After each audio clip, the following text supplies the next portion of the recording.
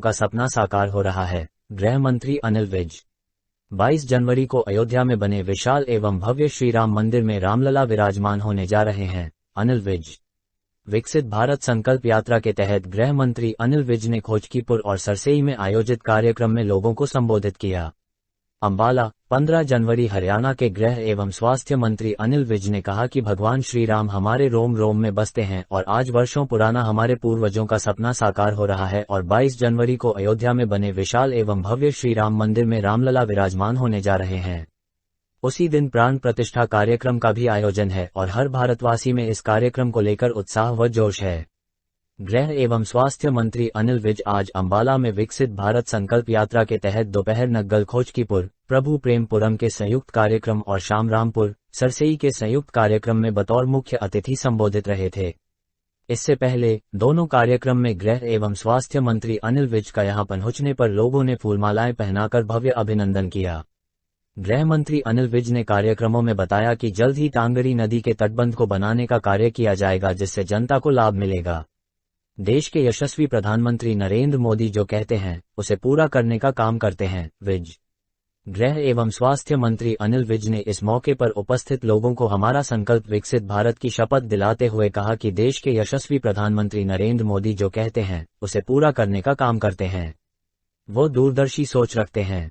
देश आजादी जब 100वीं वर्षगांठ मनाएगा उस समय हमारा देश भी विकसित राष्ट्र की सूची में शामिल होगा और यह सारा कार्य प्रधानमंत्री नरेंद्र मोदी के मार्गदर्शन में होगा। उन्होंने कहा कि देश के प्रधानमंत्री नरेंद्र मोदी के मार्गदर्शन में अयोध्या में भगवान श्री राम का भव्य मंदिर बनाया गया है। 22 जनवरी को वहां पर प्राण प्रतिष्ठा कार्यक्रम का आयोजन होगा।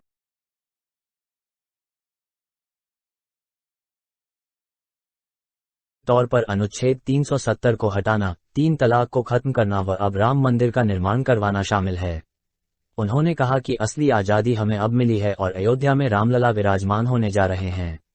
उन्होंने ये भी कहा कि पूरे भारत के लोग भगवान श्री राम में आस्था रखते हैं। राम मंदिर के निर्माण के लिए हमारे पूर्वजों ने बहुत संघर्ष किया। मैं भी इस संघर्ष के दौरान 2 बार अयोध्या गया, एक बार 15 दिन जेल में भी रहना पड़ा और वर्ष 1992 में हुए आंदोलन का भी मैं हिस्सा रहा हूँ। अब 34 साल वर्ष बाद फिर अयोध्या जाने का मौका मिल रहा है और जब हम सबके रोम रोम में बसने वाले भगवान श्री राम भव्य मंदिर में विराजमान होने जा रहे हैं। प्रधानमंत्री नरेंद्र मोदी ने भारत को वर्ष 2047 तक विकसित बनाने का संकल्प लिया है। विज गृह एवं स्वास्थ्य मंत्री अनिल विज ने ये भी कहा कि पूर्ववर्ती सरकारों कांग्रेस के समय के रहे नेता कपिल सिब्बल ने तो कोर्ट में ये कह दिया था कि राम तो एक कहानी है लेकिन भगवान श्री राम तो हमारे रोम रोम में बसते हैं और हमारे लिए जीवन है। शांतिपूर्ण तरीके से देश के प्रधानमंत्री नरेंद्र मोदी ने इस मंदिर का निर्माण करवाया है। उन्होंने कहा कि प्रधानमंत्री नरेंद्र मोदी ने भारत को वर्ष 2047 तक विकसित बनाने का जो संकल्प लिया है उसके लिए हम सबको मिल कार्य करना है और उनके सपने का साकार करना है। आज विदेशों में भारतीयों का गौरव बढ़ा है। भारतीयों को सम्मान के साथ आदर देने का काम किया जा रहा है। अनिल विज जी से के माइक पर आए और हमें अपना शुभ संदेश दें और शपथ दिलवाएंगे। माननीय मंत्री इस सारे क्षेत्र के देवियों और सज्जनों,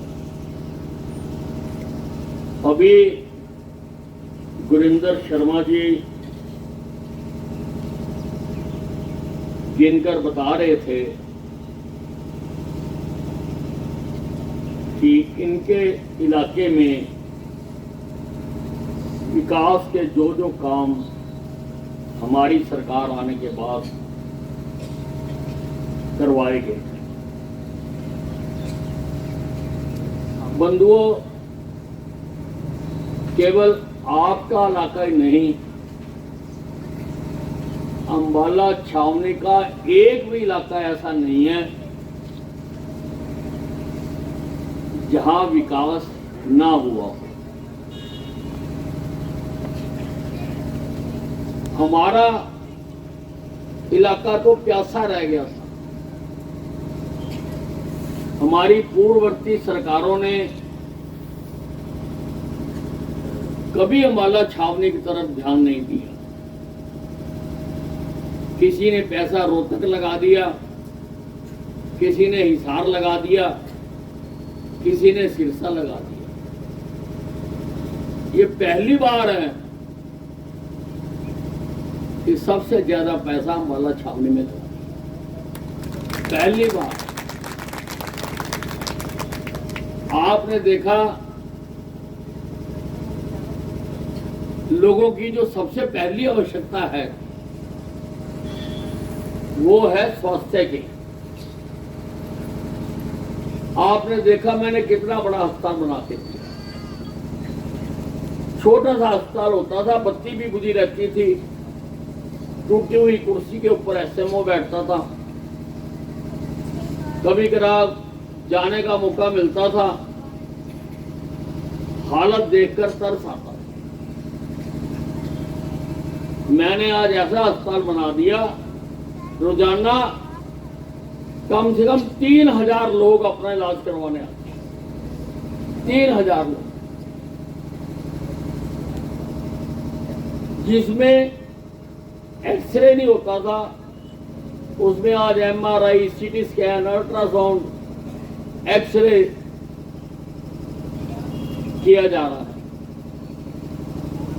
दिल का भी इलाज किया जा रहा है। 14,000 लोगों को हम स्टंट डाल चुके हैं इस अस्पताल में, यानी 14,000 जिंदगी हम बचा चुके हैं। नहीं तो वो तो चंडीगढ़ तक पहुंचता ही नहीं था, डेरा बस्ती में काम हो जाता था। दिल की बीमारी का कहते हैं गोल्डन आवर, पहला घंटा, पहले घंटे में बचा लो, नहीं तो परमात्मा भी कुछ नहीं कर सकता। हमने 14,000 जिंदगियां बचाई अम्बाला छावनी के आपके अस्पताल में। मैंने डायलिसिस सेंटर भी यहीं बना कर दिया। लोगों को चंडीगढ़ जाना पड़ता था, उतना डायलिसिस का खर्चा, उतना ही टैक्सी का खर्चा। मरीज को लेके जाते थे, सारा दिन गाड़ी खड़ी रहती थी, फिर उसी गाड़ी में आते थे। मैंने कैंसर अस्पताल बना दिया। पश्चिमी उत्तर प्रदेश, उत्तराखंड, हिमाचल, हरियाणा सारा, राजस्थान, पंजाब का लगता सारा इलाका इस कैंसर अस्पताल से फायदा उठा। जो मशीनें यहां मैंने लगा दी वो पीजीआई में भी नहीं लगी हुई। जो मशीनें मैंने यहां पर लगा दी। पहले अम्बाले के लोग बाहर जाया करते थे, अब बाहर के लोग यहां आते हैं। इतना तब्दील कर दिया मैंने अम्बाले को। और अभी और हम जगह लेने की कोशिश कर रहे हैं आप मिलिट्री से।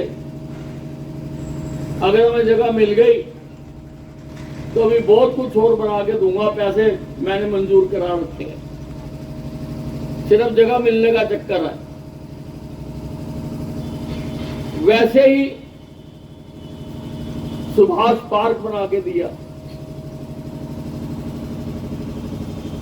सुबह शाम नंबर नहीं आता, इतने लोग जाते हैं वहां पे। बच्चों के लिए तो फुटबॉल का स्टेडियम बना के दिया, स्विमिंग पूल बना के दिया, जिम्नास्टिक हॉल बना के दिया, टेबल टेनिस का राष्ट्रीय स्तर का हॉल बना के दिया, योगशालाएं बना के दी। यहां पर नंबर नहीं आता योगशाला में, योगशालाएं बना के दी। चांदपुरे में होम्योपैथिक कॉलेज, हरियाणा का पहला, हरियाणा नहीं 8 प्रदेशों का पहला सरकारी कॉलेज, प्राइवेट तो है कहते, 8 स्टेटों का पहला प्राइवेट होम्योपैथिक कॉलेज बन रहा है। अस्पताल तो काम करना शुरू कर दिया हमने, उद्घाटन भी कर दिया,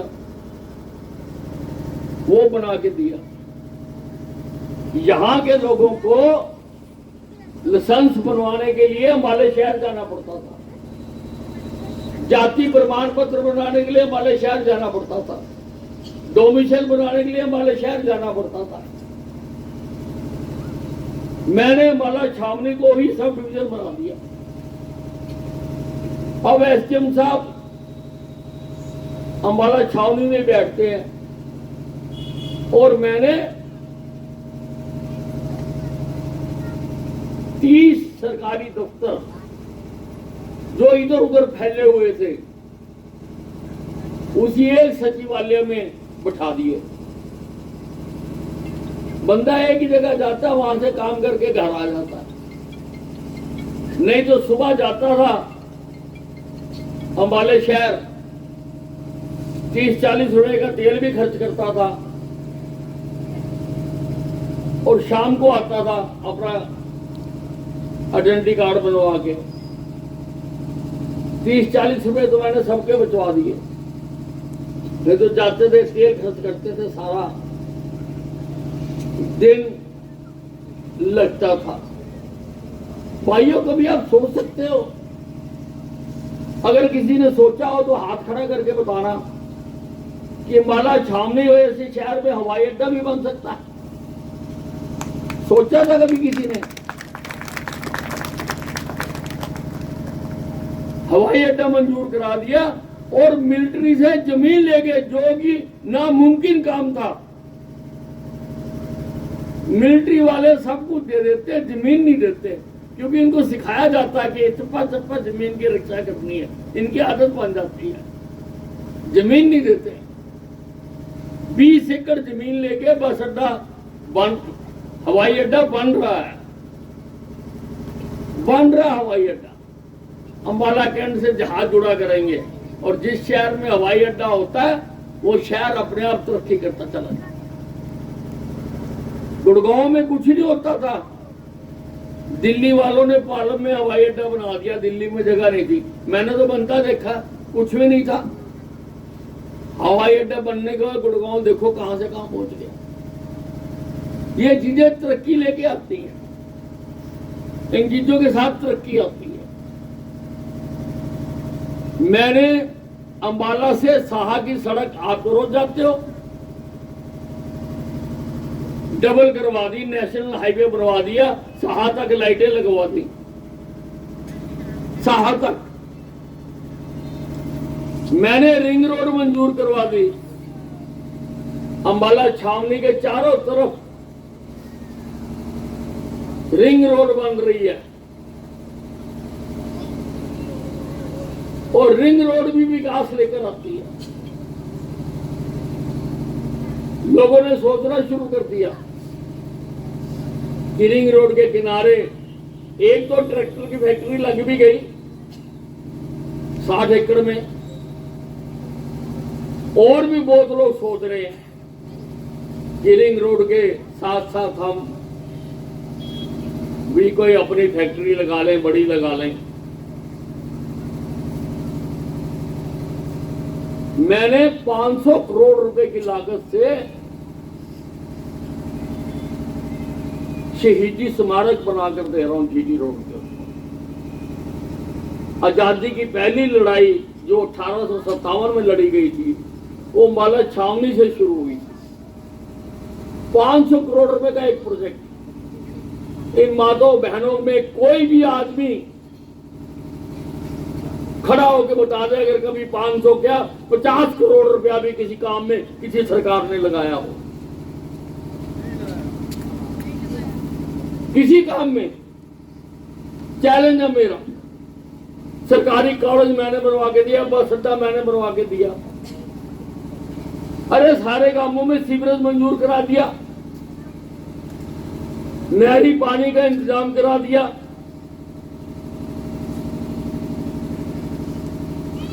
कामों की लिस्ट मेरी बहुत लंबी है,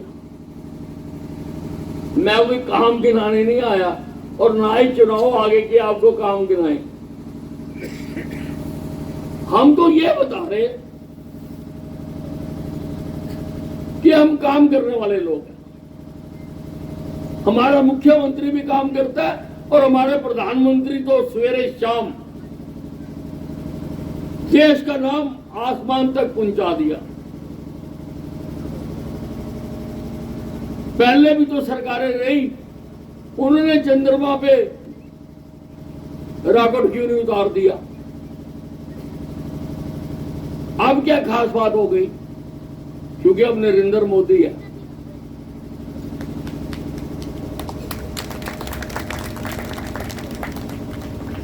विदेशों में हिंदुस्तानियों को देख के उनको दुर्गंध आती थी।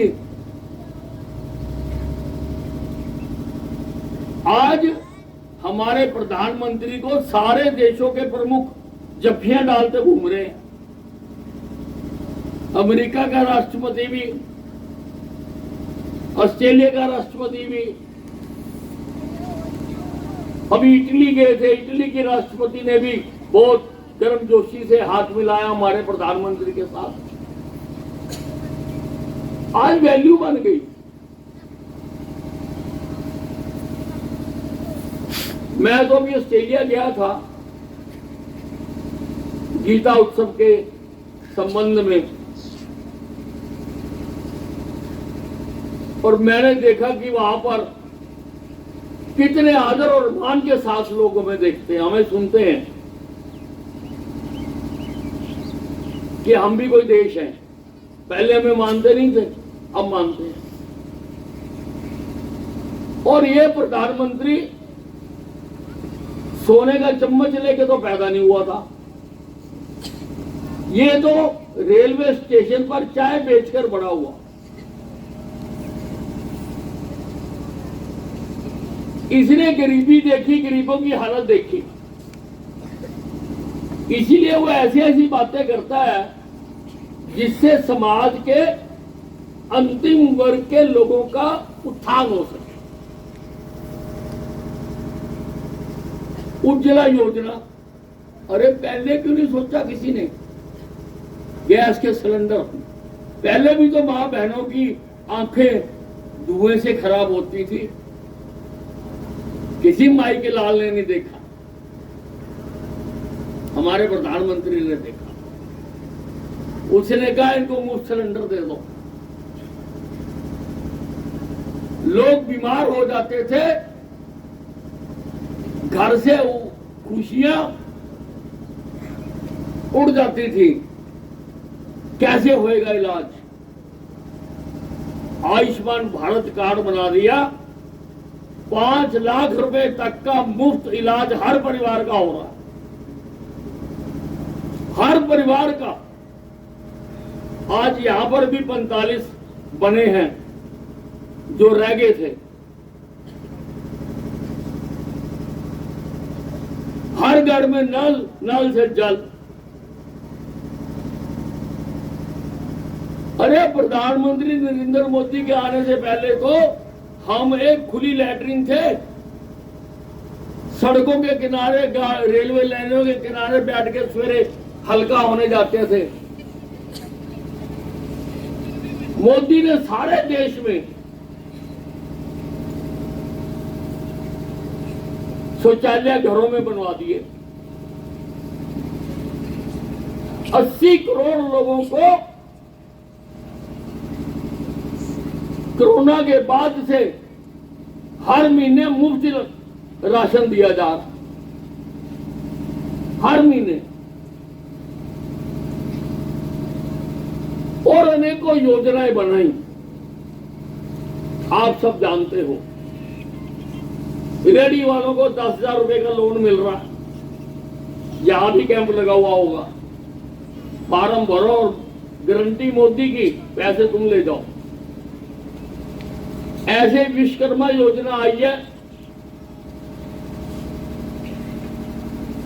1 लाख रुपए का लोन उनको देंगे। अभी शायद यहां शुरू ना हुआ हो, लेकिन आ गया, मंजूर हो गया। 1 लाख वापस कर दो, फिर 2 लाख ले लो। गारंटी कोई नहीं देनी, तुम्हारी गारंटी मोदी ने दे दी। वो कहता है काम करो, पैसे लो और काम करो।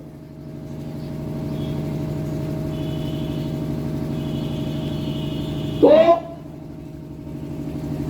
नरेंद्र मोदी बहुत दूरदृष्टा, दूर की सोचता। नरेंद्र मोदी ने कहा कि 2047 तक जब देश 100वीं वर्षगांठ मना रहा होगा, हिंदुस्तान को विकसित राष्ट्र बनाना है। विकसित राष्ट्र क्या होता है? 3 तरह के राष्ट्र हैं। एक तो गरीब राष्ट्र है, न रोटी है, न पानी है, न अस्पताल है, न स्कूल है, न कॉलेज है, न इंडस्ट्री है, न नौकरी है। ऐसे देश हैं। कुछ विकासशील देश हैं जो तरक्की कर रहे हैं, पर अभी पूरी तरह हुई नहीं, जैसे हमारा। एक विकसित देश है। ऐसे 37 देश हैं विश्व में जहां पर लोगों की आधारभूत सुविधाएं सारी मुहैया कराई जा चुकी है। वो और काम करते हैं कि नाली, पानी, बिजली, सड़क, स्कूल, कॉलेज सब बना दिए। मोदी चाहता 2047 तक हिंदुस्तान का नाम भी उन 37 देशों में आना चाहिए। 37 देशों में। और मोदी ने कहा तो हो गया। मोदी ने कहा था धारा 370 हटाएंगे, हटा दी। मोदी ने कहा था 3 तलाक हटाऊंगा, हटा दिया। मोदी ने कहा था राम मंदिर बनाऊंगा, बनने जा रहे तुम्हारी आंखों के सामने। 500 साल से हम वहां पूजा नहीं कर पा रहे थे। वहां तोड़कर मस्जिद बना दी गई थी। कहते आजाद हो गए 1947 में। भाई पूरे आजाद थोड़ा हो गए जब हम आजादी से अपनी पूजा ही नहीं कर सकते, तो किस बात की आजादी भाई? असली आजादी तो अब 22 जनवरी को मिलेगी, जब रामलला वहां पर विराजेंगे और उनमें प्राण प्रतिष्ठा की जाएगी। क्या हमें आजादी का अधिकार नहीं होना चाहिए? क्या इस देश की 80% जनता जो राम में आस्था रखती है, उसके राम जन्मभूमि स्थान पर मंदिर नहीं होना चाहिए था? क्या वह मूर्ति नहीं होनी चाहिए थी?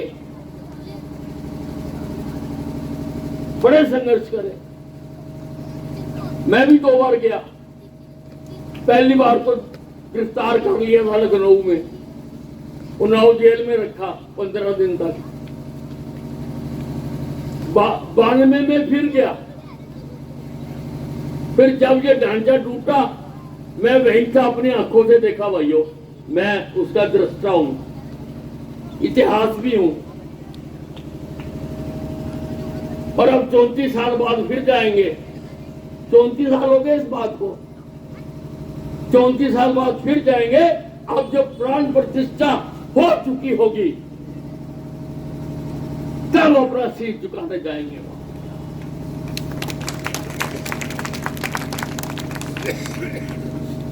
किसने दिलाई? नरेंद्र मोदी ने। पहले वाले तो मूर्खों ने कोर्ट में लिख के दे दिया था कि राम हुआ ही नहीं, काल्पनिक है राम। कांग्रेस पार्टी ने लिख के दे दिया था कोर्ट में, कपिल सिब्बल ने, कि राम तो कहानी है। अरे राम हमारे रोम रोम में बसता है। तुम्हारे लिए कहानी होगी, हमारे लिए वो जीवन है।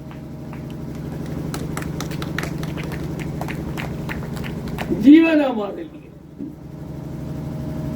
तो मोदी ने कहा तो कैसे किया ये मोदी जाने, हमें नहीं पता, पर शांतिपूर्वक मंदिर बन गया। और जैसा टीवी में दिखाया जा रहा है, इतना विशाल मंदिर वो बनाया जा रहा है, और 22 तारीख को उसकी प्राण प्रतिष्ठा होगी। तो मोदी ने अगर कहा है कि 2047 तक विकसित भारत बनाऊंगा, लोगों की सारी समस्याओं तब तक खत्म कर दूंगा, तो मोदी ने कहा तो होगा। हमें तो भरोसा है। आपको भी है ना भरोसा? मोदी ने कहा तो सबको भरोसा। तो ये विकसित भारत मोदी सरकार की गारंटी लिखा हुआ है। विकसित भारत संकल्प यात्रा ये सारे गांव में जा रही है। हिंदुस्तान के 6 लाख गांव हैं, 2 लाख गांव हैं, 2 लाख गांव में जारी। हरियाणा के भी 6,6200 गांव हैं, 6200 गांव में जारी, शहरों में भी जारी। ये इसलिए जारी कि भाई जो मैंने योजनाएं लोगों के लिए घोषित की हैं, उनका लाभ लेने से अगर कोई वंचित रह गया है तो वो भी लाभ ले ले। जैसे गलियों में सब्जी वाले आते हैं ना, आलू ले लो, गोभी ले लो, टमाटर ले लो, प्याज ले लो, वैसे ही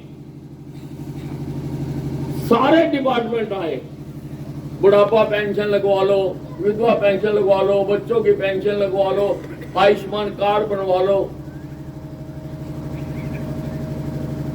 मैं सरकार के सारे विभागों को यहां लेकर आया ताकि आपको दफ्तरों में जाके चक्कर ना काटने पड़े। अगर आप किसी भी सरकार की योजना का फायदा लेने में रह गए हो तो आज के बाद नहीं, आज आप खुद यहां पर फैसला आपको फायदा देने के लिए आए हैं।